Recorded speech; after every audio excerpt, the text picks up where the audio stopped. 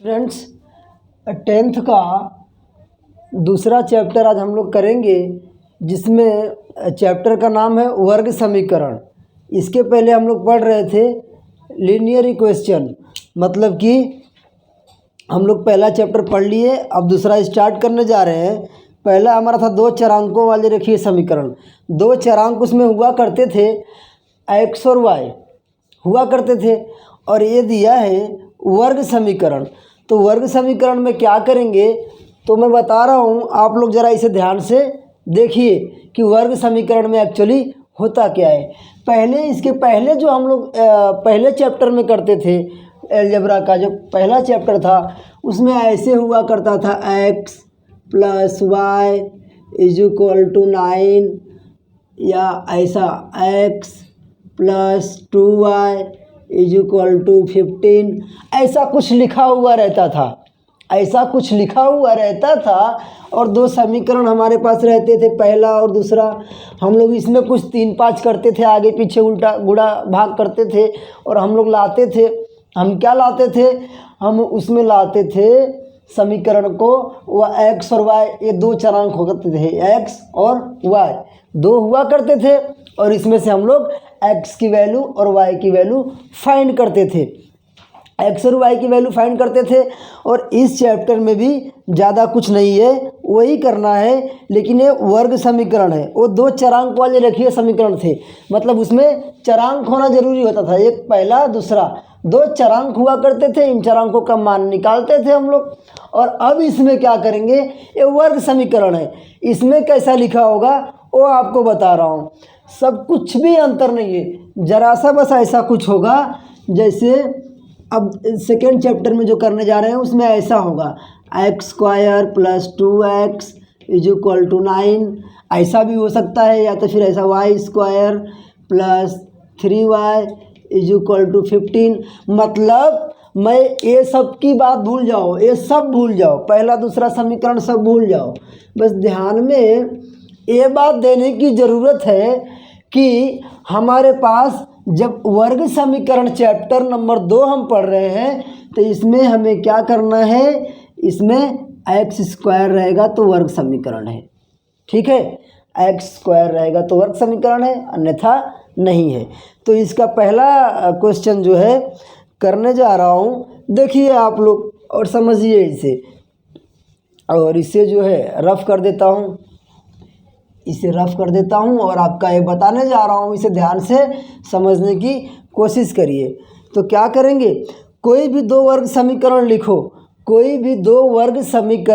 लिखो, तो मैंने आपको बताया ना, इसी तरह से कोई दो वर्ग समीकरण आप लोग लिख लीजिएगा, तो इसमें बताने की कोई बात नहीं है।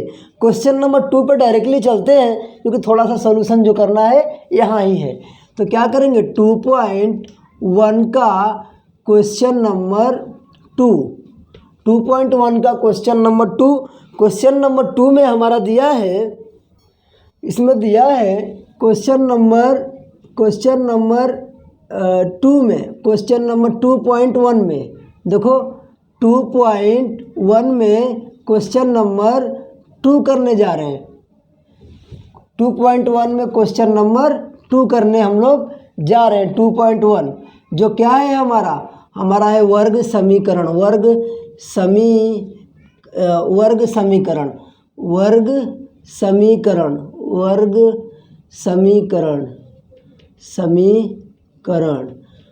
समीकरण हमारा चैप्टर है, इसमें वर्ग समीकरण हम लोग करने जा रहे हैं। तो इसमें हमारा पहला क्वेश्चन आ गया। पहला क्वेश्चन देखेंगे तो हमारा इस तरह से दिया हुआ है, इसमें 2.1 का क्वेश्चन नंबर 2 का पहला दिया हुआ है, x² + 5x - 2 = 0, ऐसा हमारा दिया है।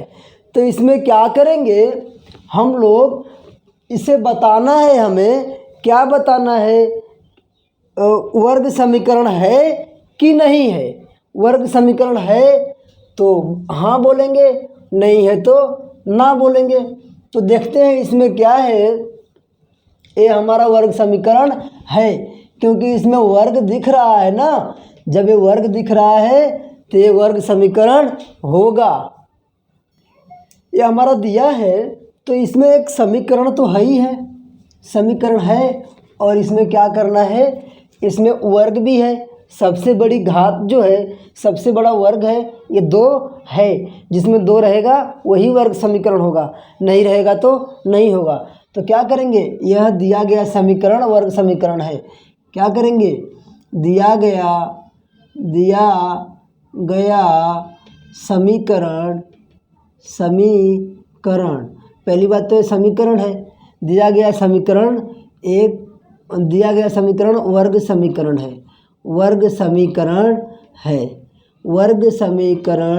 है। लिखेंगे वर्ग समीकरण है। क्वेश्चन नंबर 2 हम देखते हैं इसमें क्या दिया है। तो क्वेश्चन नंबर 2 में दिया है वाई स्क्वायर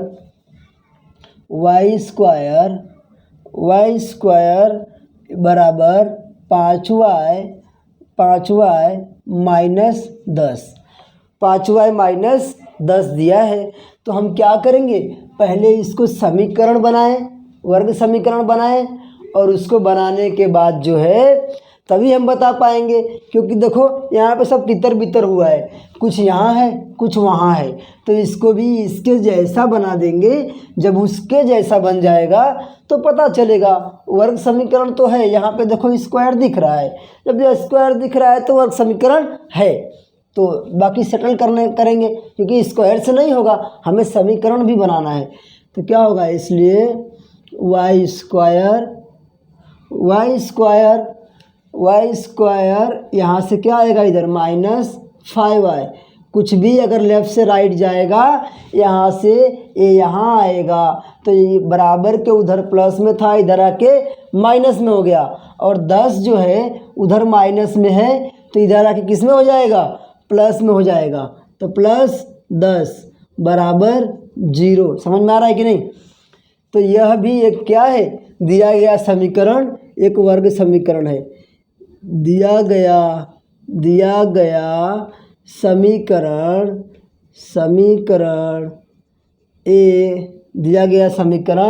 एक वर्ग समीकरण है।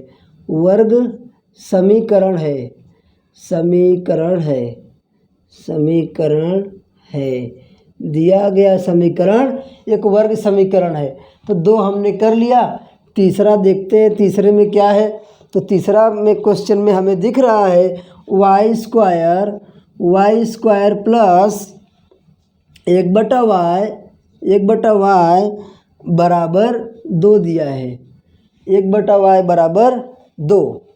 तो क्या करेंगे हम लोग, इसमें वाई स्क्वायर पहले लिखूँगा वाई का स्क्वायर लिखूँ, वाई स्क्वायर प्लस, देखो यहाँ पे क्या होगा, हम लोग छोटी क्लास में जब 5th में थे 6 में थे तो ऐसे करते थे। जब कभी भी ऐसा भिन्न का जोड़ घटाव होता है तो यहाँ कुछ नहीं है तो क्या करेंगे, ऐसे करते हैं ना, इसका y का गुणा इसके साथ होगा, y का गुणा इसके साथ।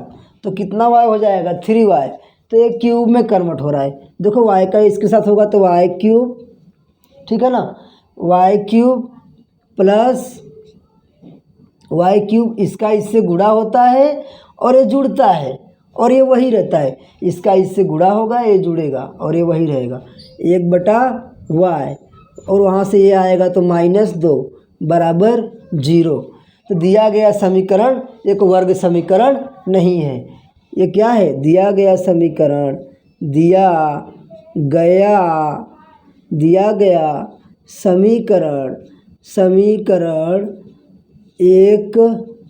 एक लिखो या फिर वर्ग समीकरण, बात एक ही है। दिया गया समीकरण एक वर्ग समीकरण, मतलब स्क्वायर इसमें नहीं है। स्क्वायर नहीं है तो वर्ग समीकरण नहीं है। वर्ग समीकरण, दिया गया समीकरण एक वर्ग समीकरण नहीं है। वर्ग समीकरण नहीं है लिखना ज़रूरी है क्योंकि ये नहीं है। अब देखेंगे ये 3 हमारा हो गया। चौथे में आपको दिखा रहा हूँ कि चौथे में क्या है। तो चौथा हम देख रहे हैं यहाँ पे 4th वाला, इसको देखते हैं है कि नहीं है। अब लिखने के बाद पता चलेगा हमें +1/x। 1/x is equal to -2। देख बच्चा बड़ा ध्यान से देखो, ये सब क्या है कि कोई छाड़ नहीं है, मगर ध्यान नहीं दोगे तो उलझे रहोगे, फिर बड़े बड़े समीकरण नहीं आ पाएंगे। देखो क्या होगा, मैंने यहाँ पे यही बताया ना कि इस y का इस y के साथ गुणा किए तो 2 इसके साथ था और ये गया तो मल्टीप्लाई होते ही गुणा होते ही 3 हो गया।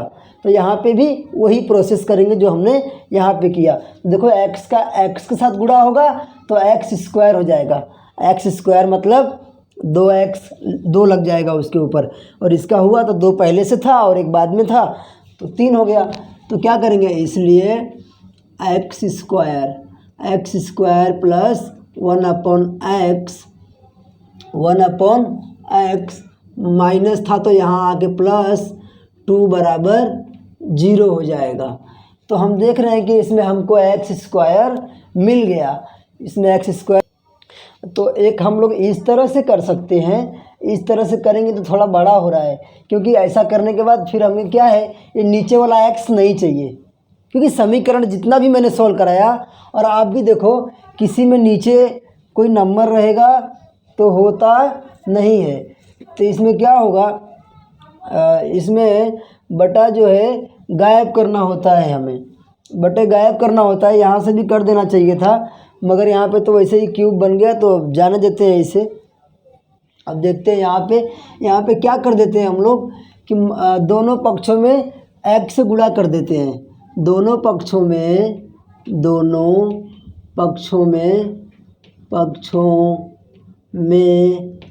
x से गुणा करने पर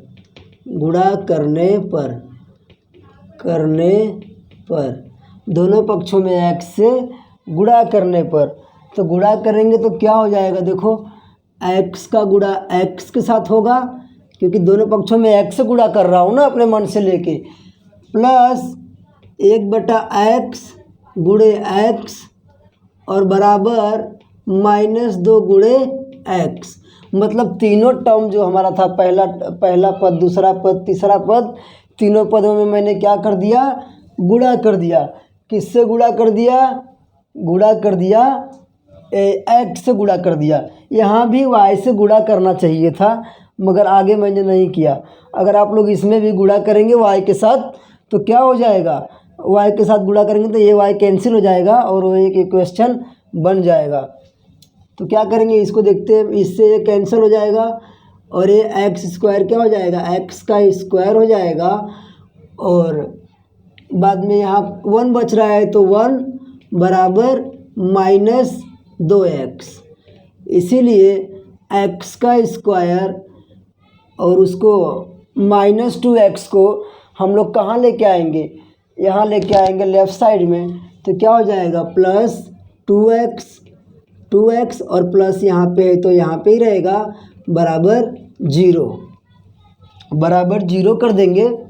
तो ये हमारा क्या हो जाएगा, ये हमारा एक वर्ग समीकरण है।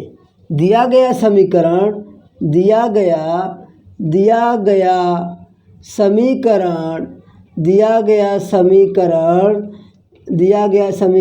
एक वर्ग समीकरण है, दिया गया समीकरण एक वर्ग समीकरण है। देखो दिया गया समीकरण एक वर्ग समीकरण है, इसमें मैंने डायरेक्ट ऐसे किया था, और इसे जो मैं किया तो डायरेक्ट जिस संख्या को बटे में से गायब करना है उसी का ऊपर नीचे तीनों में गुणा कर दिया। अब देखो यहाँ पे तीसरा बता देता हूँ, आप लोग ऐसे भी कर सकते हो या कर सकते थे, जैसे कि मान लो मैं एक ये भी बता देता हूँ, अगर आपको ऐसे अच्छा लगेगा तो ये करना। जैसे मान लो तीसरा, ये दिख रहा है क्या, हाँ, तो तीसरा में क्या करेंगे, देखिए जैसे यहाँ पे मैंने लिया ना y², तो y का स्क्वायर प्लस y का स्क्वायर पहले से ही था ना, छोड़ो जाने दो, ऐसे ही कर लो, क्योंकि इसमें क्या है, सवाल तो है नहीं, सिर्फ इसमें क्या करना है, बताना है कि वर्ग है कि नहीं है। तो ये वर्ग नहीं है, और इसमें क्या है, छुपा हुआ था तो उसको निकाल दिए, जान दो। पाँचवा करते हैं। पाँचवा हमारा क्या दिया है, 5th क्वेश्चन हमारा दिया है इस तरह से कि m+2, तो उसके लिए मुझे मिटाना होगा, तो फिर मिटाऊंगा क्योंकि इसमें आ नहीं पाएगा। बड़ा आसान होता है ये सब, और ये सब बेस होता है, बेसिक होता है। अगर ये आ जाएगा तो फिर आगे करने में बड़े बड़े क्वेश्चन को दिक्कत नहीं होगा। तो क्या करेंगे, पाँचवा दिया है इसमें, फिफ्थ वाला क्वेश्चन दिया है m+2 m+2 दिया है और m-5 दिया है, m-5 बराबर 0, m-5 बराबर 0 ऐसा दिया है। तो मैं आपको ये बताने जा रहा हूँ कि first of all we have to break bracket. सबसे पहले हमें क्या करना है, इन दोनों ब्रैकेट को तोड़ना है। जब तोड़ेंगे तो इसके जैसा कुछ दिखने लगेगा, जब ऐसा दिखेगा, इनके जैसा पहले ऐसा दिखेगा, फिर सेटल करेंगे तो ऐसा दिखेगा, तो हम बता पाएंगे कि एक वर्ग समीकरण है कि नहीं है। तो देखें ज़रा यहाँ पे क्या होगा, m का गुणा एक बार m के साथ होगा, फिर इसी m का गुणा एक बार -5 के साथ होगा, फिर जो m के साथ हुआ दोनों के साथ, वही जो है 2 के साथ भी होगा, इन दोनों के साथ होगा। तो क्या करेंगे, इसीलिए करेंगे m का m के साथ, तो क्या आ जाएगा m²